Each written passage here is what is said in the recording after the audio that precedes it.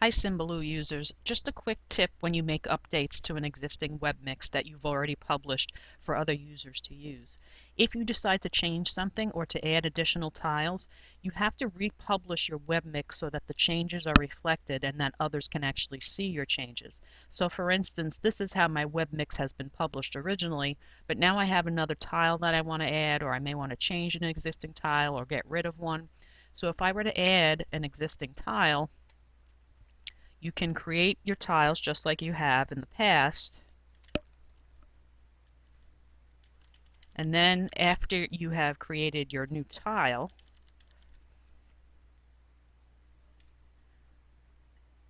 and we have it saved on our screen, there's a button at the top over here that looks like the refresh button that you would see on a web browser.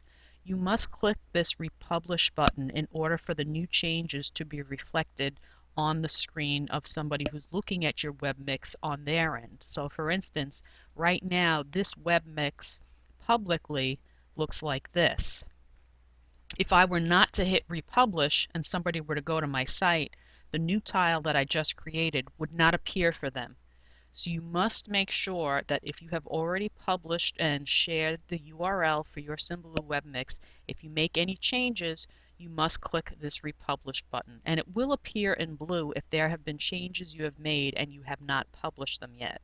So once I click republish, you'll see it starts to work over here. It says republishing succeeded. And now you can see that this is no longer blue. It's grayed out, which means all the changes that I've made have been reflected. So now if I go back over to the user view and I refresh my screen,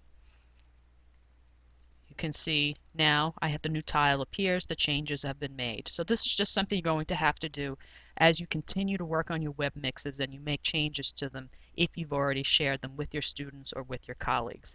Hope you enjoyed your Symbaloo class. I'll see you soon. Bye.